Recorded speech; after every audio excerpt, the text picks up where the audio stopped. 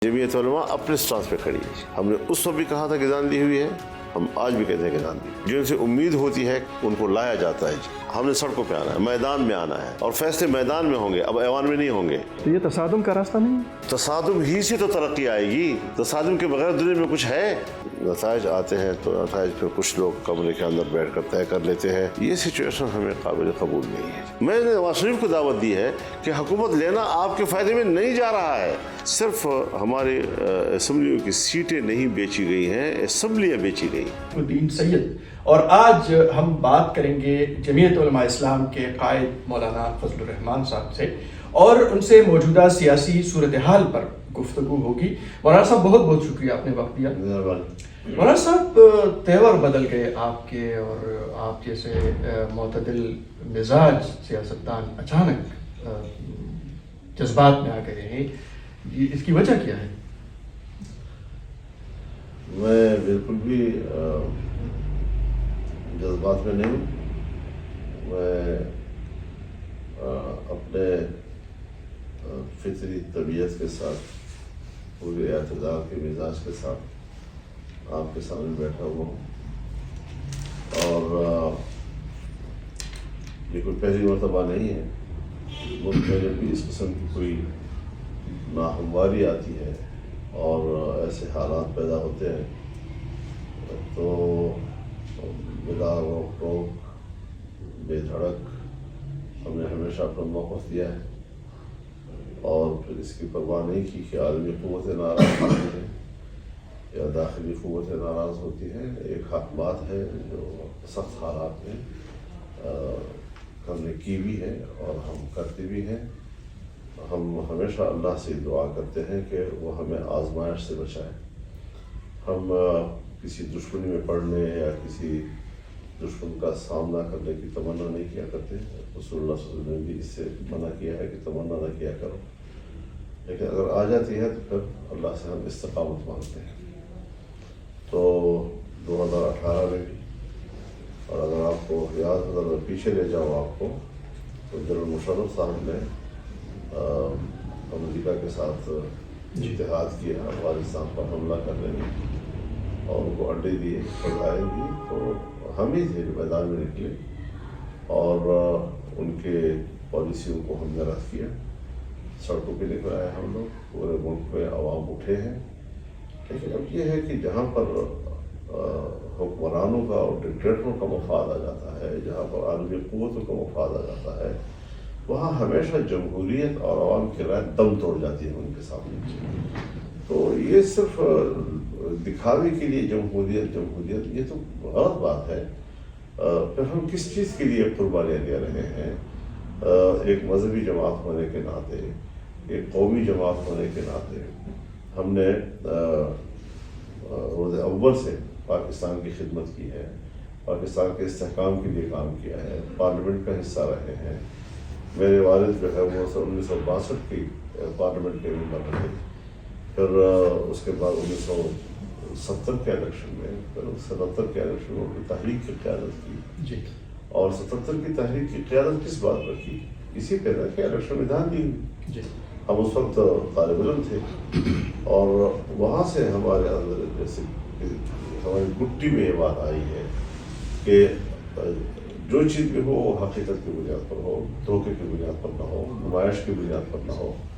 यहाँ इलेक्शन भी होते हैं और लोगों की तवानाइयाँ भी उस पर सर्फ होती हैं, उम्मीदवारों की तवानाइयाँ भी उस पर सर्फ होती हैं, दुश्मनियाँ भी हो जाती हैं, पैसा भी बेलाग खर्च हो जाता है, और तमाम तर कुछ के बावजूद आवाम की राय भी सामने होती है, आवाम का रिस्पॉन्स भी सामने होता है, और इसके बावजूद जो नताइज आते हैं तो नताइज पर कुछ लोग कमरे के अंदर बैठ कर तय कर लेते हैं।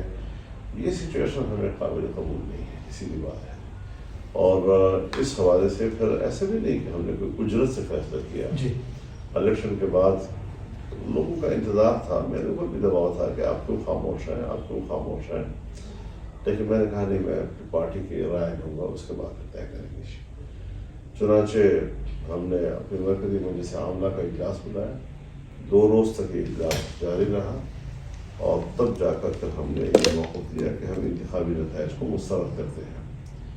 تو وہ موقف ہم نے عوام کے سامنے رکھا ہے اور یہ اصولی موقف ہے جس پر ہم قائم ہیں انشاءاللہ العزیز اور آگے بھی بڑھیں گے انشاءاللہ۔ مولانا صاحب تاثر یہ ابھرا کہ ایک تو کچھ حلقوں میں یا کچھ صوبوں میں تحریک انصاف کو مینڈیٹ دیا گیا اور کہیں پر مسلم لیگ نون کو بھی دیا گیا، پیپلز پارٹی کو بھی دیا گیا، اس پر بھی آپ معترض ہیں؟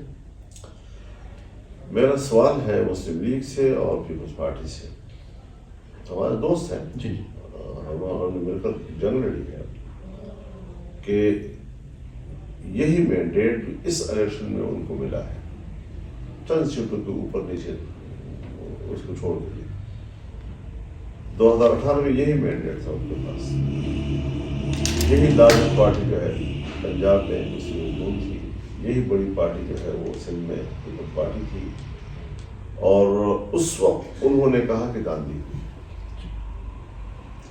یہی سوال پی ٹی آئی سے کہ تقریباً وہی مینڈیٹ اب بھی ہے ان کے پاس اور کچھ چیزوں کے اوپر نیچے کے ساتھ ساتھ، جب ان کی حکومت بن رہی تھی تو وہ دھاندلی نہیں تھی، اب دھاندلی کیسے ہو گئی ہے؟ لیکن جمعیت علماء اپنے اسٹاف پہ کری، ہم نے اس وقت بھی کہا تھا کہ دھاندلی ہوئی ہے، ہم آج بھی کہتے ہیں کہ دھاندلی ہوئی ہے، اور یہ کوئی ایسی چیزیں نہیں ہیں کہ الیکشنوں کے حوالے سے ہم سے چھپی رہتی ہے۔ میں خود 1988 سے پارلیمنٹ میں آیا ہوں، اس وقت سے انتخابات دیکھ رہا ہوں، ہم نے وہ الیکشن بھی کیے ہیں جس پہ ہم جیتے ہیں، تب بھی کوئی سوال بہت دھاندلی کا نہیں ہوا، ہم ہارے ہیں تب بھی ہمیں سوال نہیں ہوا کہ ہم ہارے ہیں، لیکن جب دھاندلی کا شکایت آئی ہے تو پھر ہم نے ضرور کہا ہے کہ نہیں غلط ہوا ہے۔ اب ہمارے رد عمل میں ہمیں یہ بھی دیکھنا ہوتا ہے جی کہ عوام کا رسپانس کیا ہوگا، ہمارے پاس کتنی قوت ہوگی کہ ہم اس کو چیلنج کر سکیں۔ الحمدللہ ہم نے پچھلے 2018 کے الیکشن کے بعد صورتحال کو سنبھالا۔ مجھے افسوس اس بات پر آتا ہے اور مشکل میرے نزدیک یہ ہے کہ یہ دوسرا الیکشن ہے جو متنازع ہو گیا ہے جی، اور 2 دفعہ اگر الیکشن متنازع ہوں گے تو پھر پاکستانی جمہوریت کا کیا بنے گا، پارلیمانی سسٹم کا کیا بنے گا، اس نظام کا کیا بنے گا؟ تو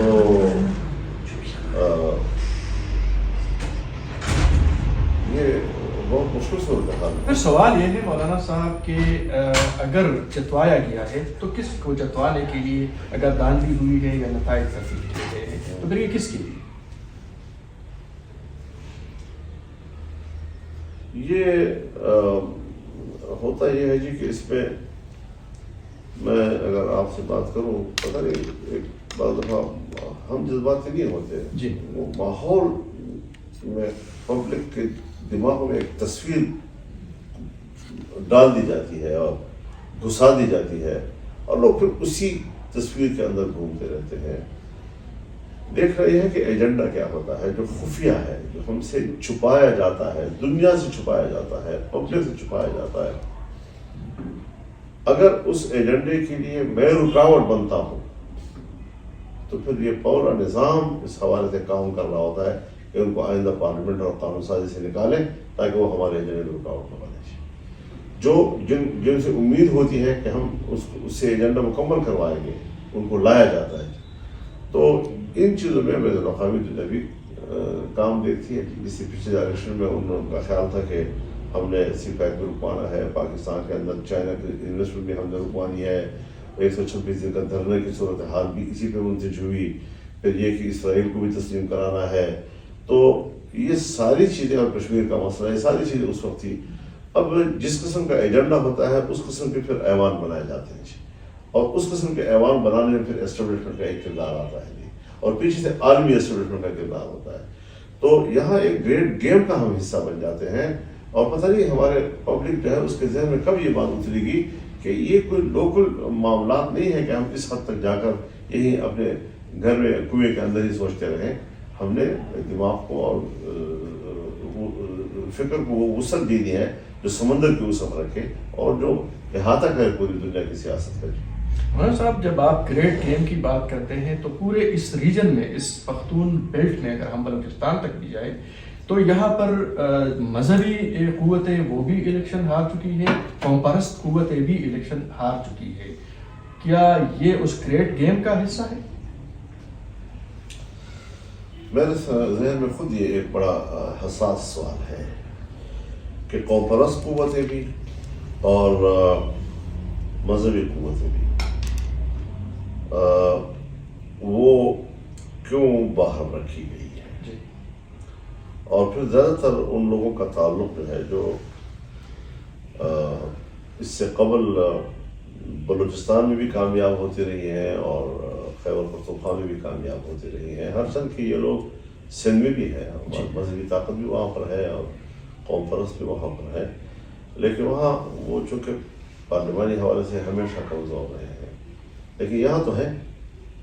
تو اس بیلٹ میں اگر آنے والے مستقبل میں کوئی رد عمل آتا ہے تو ظاہر ہے کہ یا مذہبی حلقے سے آتا ہے یا پھر قوم پرست قوتوں سے آتا ہے، تو یہ بھی دنیا کو سوچنا ہے اور ہمارے اسٹیبلشمنٹ کو بھی سوچنا ہے، ہماری عدالتوں کو بھی سوچنا ہے، ہماری عوام کو بھی سوچنا ہے، سیاسی جماعتوں کو بھی سوچنا ہے کہ کہیں خدا نہ کرے کہیں وہ بنگال کی صورتحال تو نہیں بنائی جائے گی، کہیں ایک ایسا آنے والے مستقبل میں اس قسم کی سوچ تو نہیں پیدا ہوگی کہ بس ایک ہی خطے کے اور ایک ہی منطقے کے قوتیں جو ہے ان کو پیچھے دھکیلا جا رہا ہے، پھر کل رد عمل آئے۔ تو اس حوالے سے بہت سوچ بچار کی تعلق کی ضرورت ہے اور ہمیں سنجیدگی سے اس سارے صورتحال کو سوچنا چاہیے۔ مولانا صاحب، الیکشن سے پہلے بھی آپ کے بیانات بلکہ مطالبات تھے، ایک تو لیول پلینگ فیلڈ کے حوالے سے، سیکیورٹی کے حوالے سے، موسم کا حوالہ بھی آپ نے دیا تھا اور پی ٹی آئی بھی یہی مطالبہ کر رہی تھی، تو کوئی مطابقت ہے اس میں؟ دیکھیے، میں کسی اور پارٹی کی بات نہیں کرتا، پی ٹی آئی کی اپنی سوچ ہوگی، نہ میں اس کا وکیل ہوں، نہ میرا اس سے کوئی لینا دینا ہے۔ میں نے خود زمینی صورتحال دیکھی اور مجھے پورا ادراک تھا کہ ہم الیکشن کمپین نہیں چلا سکیں گے، اور یہ خطرہ مجھے تھا کہ سیاسی جماعتیں، جمعیت علماء، پی پی، دوسری لوگ ہمارے صوبے کے یا پختونخوا کی دوسری خطے کے لوگ ہیں کہ یہاں پر سارے وہ عسکریت پسندی اسی خطے میں ہے۔ آپ کو یاد ہے کہ پچھلے سال ہی میں ہم نے باجوڑ سے ایک ہی دھماکے میں کوئی 80 کے قریب لاشیں اٹھائی، پھر اس کے بعد مختلف واقعات میں ہمارے ساتھ شہید ہوتے رہے، شمالی وزیرستان میں ہمارے ساتھ شہید ہوتے رہے ہیں، ٹانک میں شہید ہوتے رہے ہیں، بلوچستان میں ہوتے رہے ہیں۔ تو یہ ساری صورتحال میں ہم چیختے رہے کہ ہم تو ان حالات پہ الیکشن نہیں لڑ سکیں گے۔ اب ہم یہاں پر پھنس گئے تھے، ایک طرف عسکریت پسندوں کے روزانہ میسیج آتی تھی، ہمیں براہ راست مخاطب کر کے کہا جاتا تھا کہ آپ الیکشن نہیں کر سکتے، آپ میدان میں نہیں آئیں گے، آپ کے ووٹر آئیں گے، آپ کے پولنگ اسٹیشنوں میں ہم ان کو ماریں گے۔ یہ ساری چیزیں آتی رہی ہمارے پاس، ادھر سے ان کے لیٹر آتے رہے کہ آپ کمپین میں نہیں نکلیں گے، آپ نے باہر نہیں جانا۔ تمام پارٹیوں کو کہا گیا، پیپلز پارٹی کو بھی کہا گیا، مسلم لیگ کو بھی کہا گیا، اے این پی کو بھی کہا گیا، ہمیں بھی کہا گیا، سب کو کہا گیا، اور ایک لیٹر میں تو احمد خان علیہ دونوں کا نام تھا۔ اب ایسی صورتحال میں جب آپ امیدواروں کو پھنسا دیں گے کہ وہ بیچارہ فیلڈ پہ نہیں جا سکیں گے، تو جو آپ پی ٹی آئی کی بات کرتے ہیں وہ ایک الگ کانسیپٹ کے ساتھ تھا کہ ہمارے لوگ جیلوں میں ہیں اور ہمارے ساتھ اور سلوک ہے تو اوروں کے اور سلوک ہے، تو یہ گناہ ہے، اس کے شہر شمالی اس گناہ، یہ تو وہی گناہ ہے جو پچھلے 18 میں انہوں نے کیا تھا، تو اس کا کوئی معنی نہیں ہے۔ ہم تو ان حالات کے تحت مستقل طور پر حقیقت زمین حقائق کو دنیا کے سامنے رکھنا چاہتے تھے، اور ہم نے رکھے ہیں، اور وہی ہوا ہمارے ساتھ۔ یعنی آپ کو میں بتاؤں کہ میرے ضلع میں اور ٹانک میں اب ایک حلقے پر دوبارہ الیکشن ہو رہے ہیں، اور یہ وہ لوگ، وہ علاقے ہیں، وہ پولنگ اسٹیشن ہیں کہ جہاں پر پولیس ڈیوٹی کے لیے گئی، اور ان علاقوں سے پولیس اسی وقت اغوا ہو گئی، اور وہاں نہ عمل جا سکا اور نہ پولیس وہاں ڈیوٹی دے سکی، اور 3-4 روز تک وہ غمان رہے، اور جب الیکشن گزر کے چھوڑ دیا ان کو۔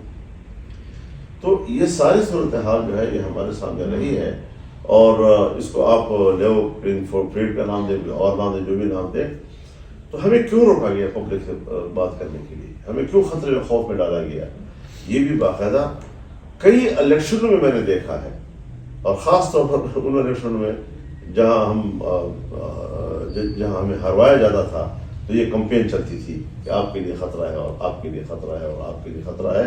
اور پھر آپ نے دیکھا اسی الیکشن میں ہمارے شین میں دھماکہ ہوا، پھر سیف اللہ میں دھماکہ ہوا، عابد عبداللہ پہ حملہ ہوا. تو یہ ساری چیزیں اسی دور کی تھی. مولانا صاحب ایک سوال یہ بھی ہے کہ جو عسکریت پسند ہے یا جو مسلح گروپ ہے، نام جو بھی ہے، وہ بھی اسلام کا نام لیتے ہیں اور آپ بھی اسلام کے علم بردار ہیں، اسلامی نظام کے لیے آپ کوشش کر رہے ہیں، سیاست کر رہے ہیں، تو پھر ان کا ہدف آپ یا آپ کی جماعت کیوں ہے؟ وجہ کیا ہے؟ یہ بات تو سمجھنا بہت مشکل ہے، کیونکہ ایک ظاہر کی تصویر ہے اور ایک اس کی تہ میں جا کر حقائق کو معلوم کرنے والی تصویر ہے. اسی سے جو عسکریت پسند ہیں ان کے ایجنڈا بھی مشکوک ہو جاتا ہے نا جی، کہ وہ واقعی اسلام کی جنگ لڑ رہے ہیں یا وہ کسی کے لیے استعمال ہو رہے ہیں جی. اور ظاہر ہے کہ وہاں پر کوئی گہرا سیاسی ذہن نہیں ہوتا، وہاں سطحی ذہن کے لوگ، جذباتی ذہن کے لوگ، نوجوان لوگ.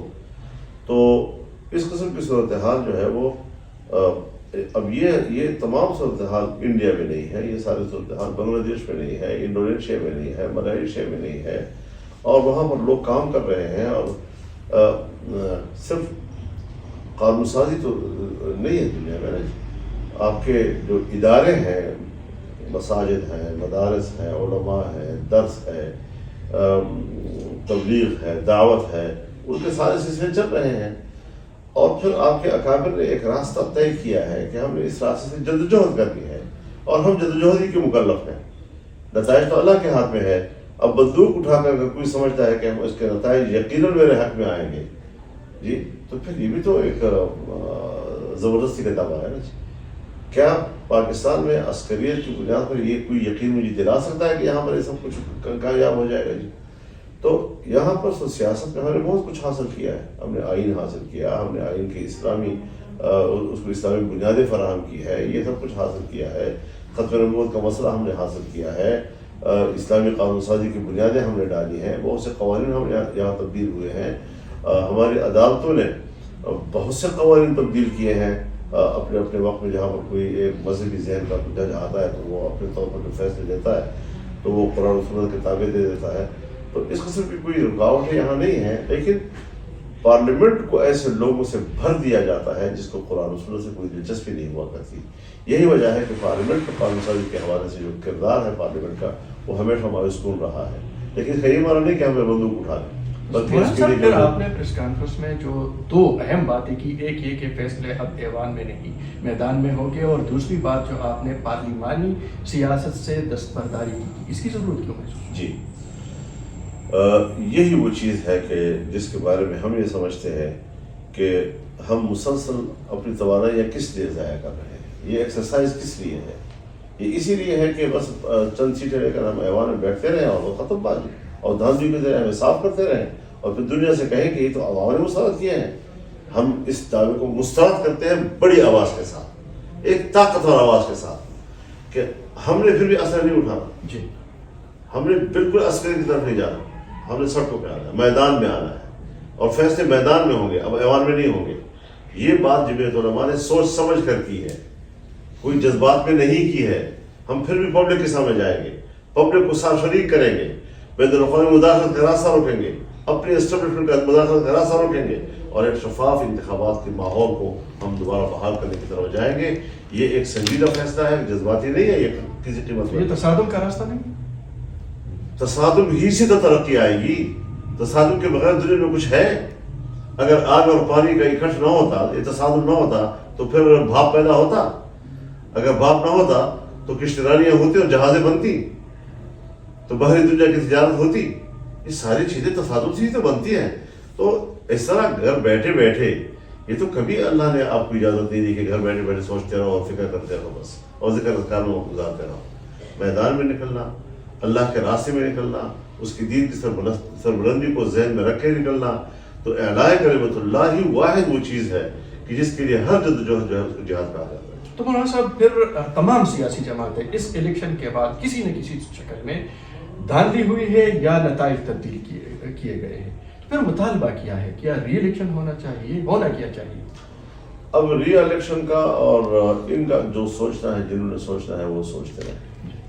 ہم تو الیکشن بھی دوبارہ چاہتے ہیں، لیکن الیکشن کے ساتھ ساتھ ہم یہ بھی چاہتے ہیں کہ کسی طریقے سے بھی اسٹیبلٹی کی مداخلت کو قبول نہیں کرے گی، چاہے ایک دفعہ الیکشن کرائے چاہے 100 دفعہ کرائے۔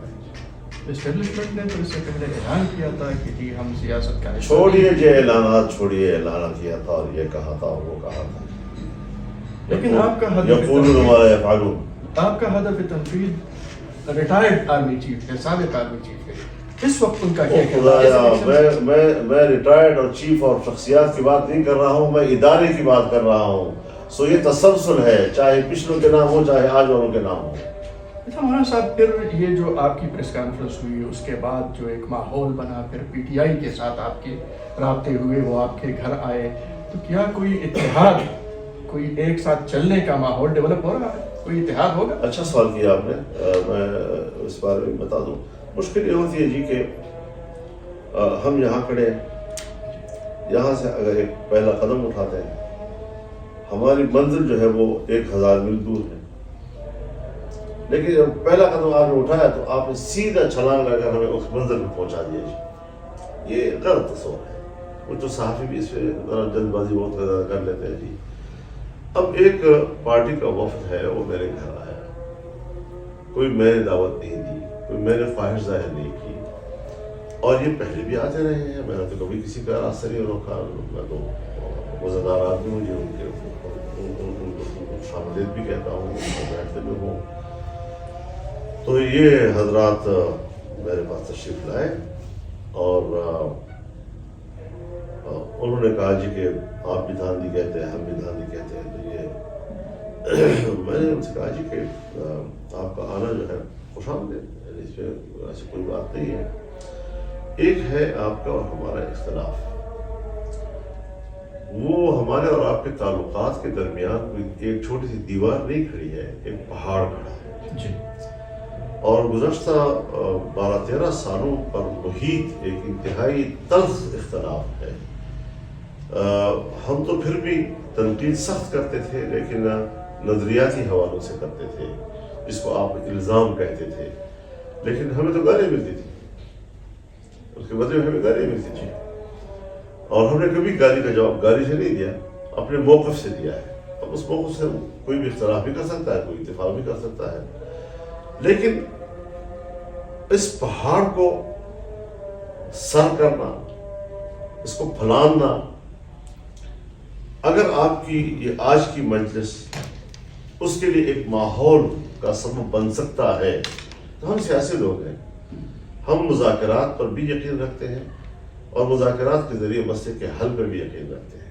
یعنی یہ ایک اصولی چیز ہوتی ہے، سیاسی جماعت جو ہے وہ کبھی یہ نہیں کہہ سکتی کہ میں بات نہیں کروں گا، میں مسئلے کا حل نہیں نکالوں گا۔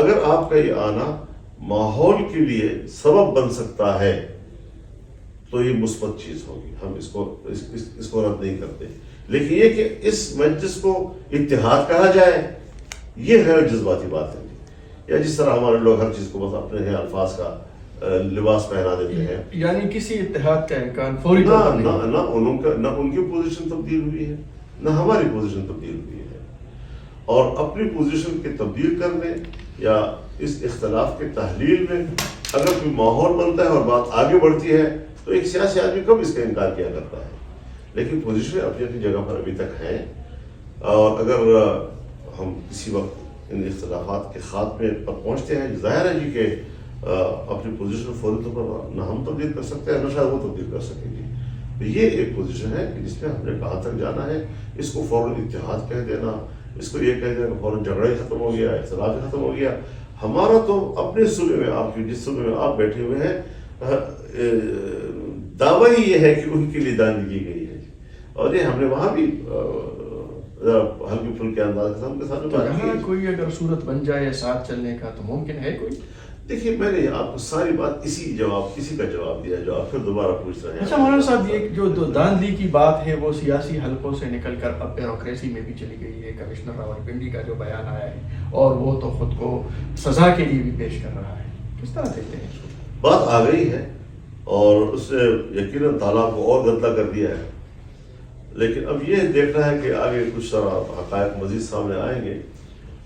میں تو نہ بیوروکریسی کو سیاست میں مداخلت کے حق میں ہوں، نہ عدلیہ کے اور نہ ہی اسٹیبلشمنٹ کے سیاست میں مداخلت کے حق میں ہوں. سیاست سیاستدانوں کے حوالے کی جائے. ہاں ادارے ہوتے ہیں، جب حکومتیں بنتی ہیں تو پھر اس پہ ادارے اپنا انپٹ دیتے ہیں، اپنی رائے دیتی ہیں، اپنا تجزیہ دیتی ہیں، ان سے رپورٹیں دی جاتی ہیں، ان کو مختلف کاموں پہ مہارت حاصل ہوتی ہے، ان کی مہارت کا استفادہ کیا جاتا ہے ملک کے لیے، قوم کے لیے، اور وہ ساری چیزیں ہوتی ہیں. لیکن الیکشن میں مداخلت ان کی، اور اس لیے ڈیوٹیاں لگانا کہ پھر وہ جا کر ہمارے لیے پولنگ اسٹیشن پہ دھاندلیاں کریں گے، اور کبھی ہم عدلیہ کے ذریعے کہتے ہیں کہ الیکشن کرایا جائے، کبھی ہم کہتے ہیں فوج کے ذریعے کرایا جائے. کس پہ اعتماد کریں؟ سارے تجربے ہم نے کر لیے ہیں. کبھی ہم کہتے ہیں فوج کی نگرانی میں کرایا جائے، کبھی ہم کہتے ہیں عدلیہ کی نگرانی میں کرایا جائے، کبھی ہم کہتے ہیں دونوں کی نگرانی میں نہ کرایا جائے. تو یہ حالات کب تک بنیں گے اور ہم کب کس پہ اعتماد کریں گے؟ کمشنر صاحب کے اس اعتراف کو، ان باتوں کو آپ کتنی وقت دیتے ہیں؟ کہ میرے لیے پہلی خبر ہے، میں یہ اتنا زیادہ تیز ایک دم رد عمل نہیں لیا کرتا. تھوڑا انتظار بھی کروں گا کہ مزید کیا معلومات سامنے آ رہی ہیں، مزید کیا حقائق سامنے آ رہے ہیں.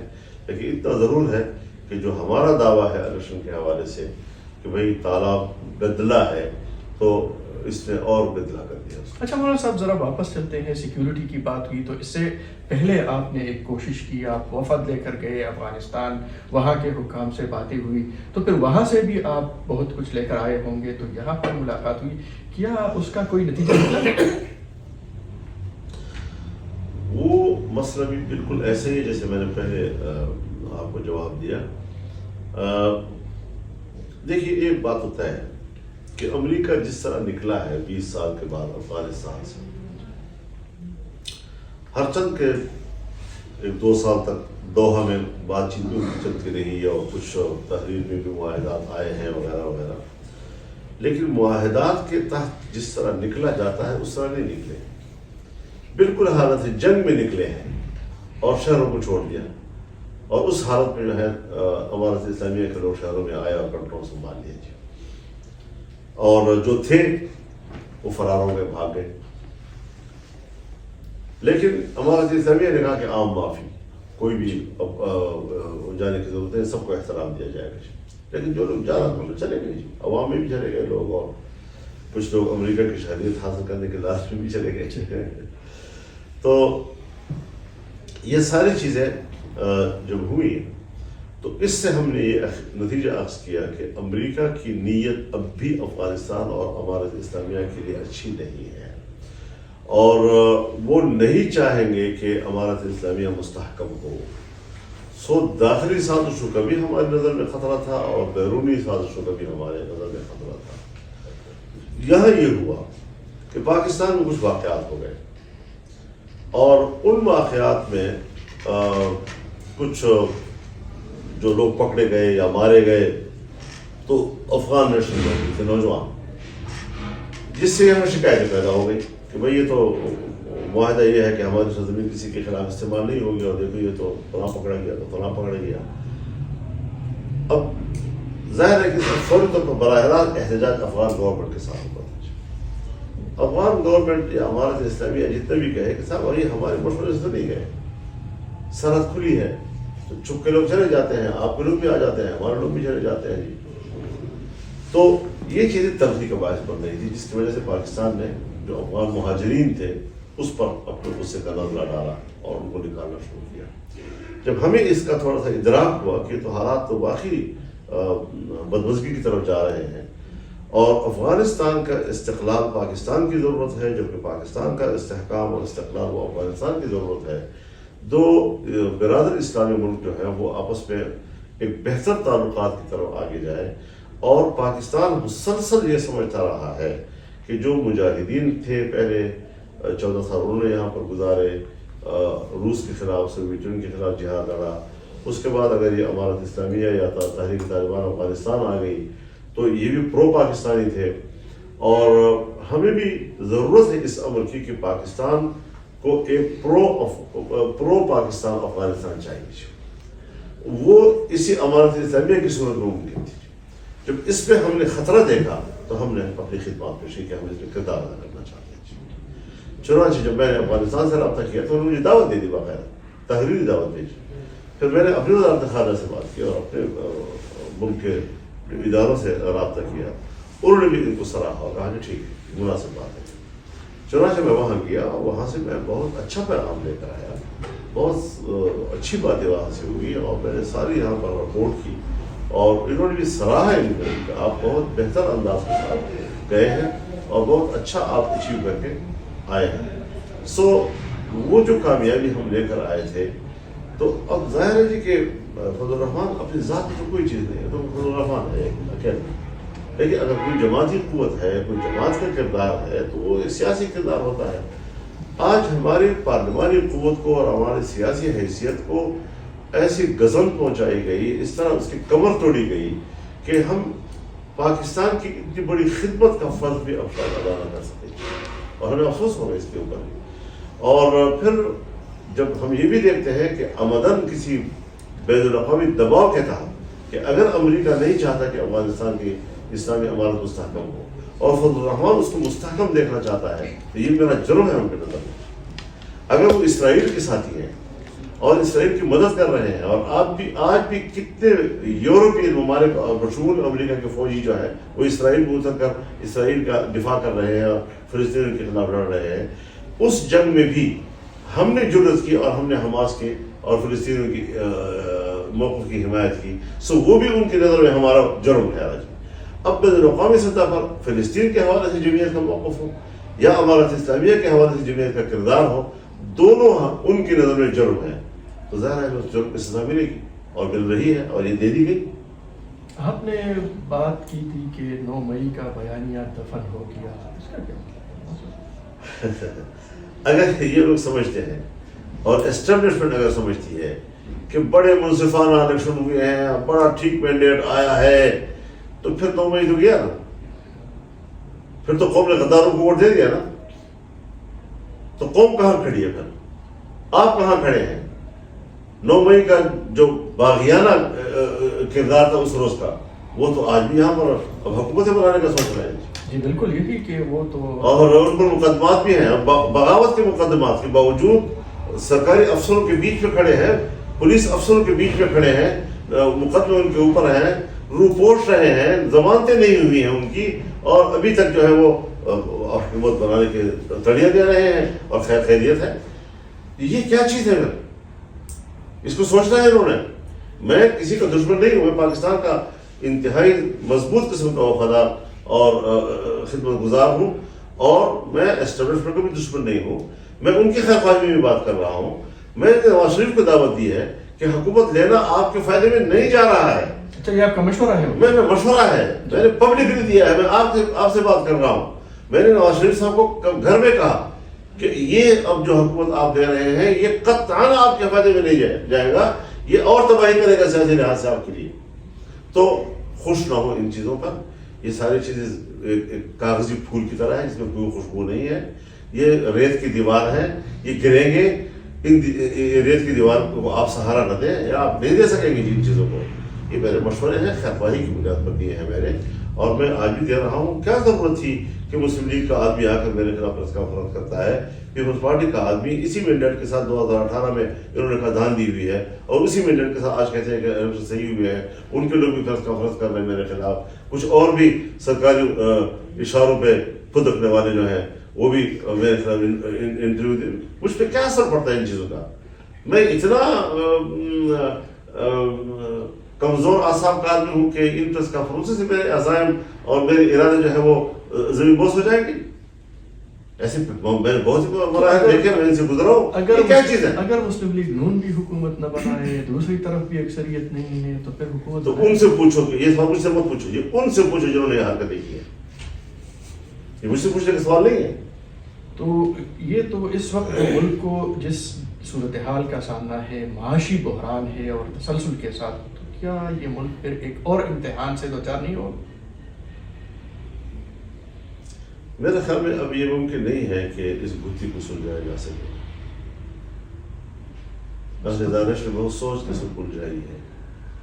پھر مستقبل کیا ہے اس ملک کا؟ مستقبل کو ان لوگوں کو سوچنا چاہیے. میں نے موقف دے دیا ہے. میں ملک کے مستقبل کو دور پہ نہیں لگانا چاہتا. میں اس کے لیے لڑنا چاہتا ہوں. میدان میں آؤں گا، فیصلے میدان میں ہوں گے اور ان کو پبلک کے سامنے سرنڈر ہونا ہوگا، عوام کے سامنے سرنڈر ہوگا، پاکستان کے سامنے سرنڈر ہونا پڑے گا. اتنا کمزور فیصلہ ہم نے نہیں دیا ہے کہ ہم اس طرح کوئی سودا بازی کے لیے کر رہے ہیں. کوئی کہتا ہے قیمت بڑھا رہا ہے تو پھر میری قیمت پہلے بھی کوئی کم نہیں ہے. الحمدللہ میں اللہ کا شکر گزار ہوں.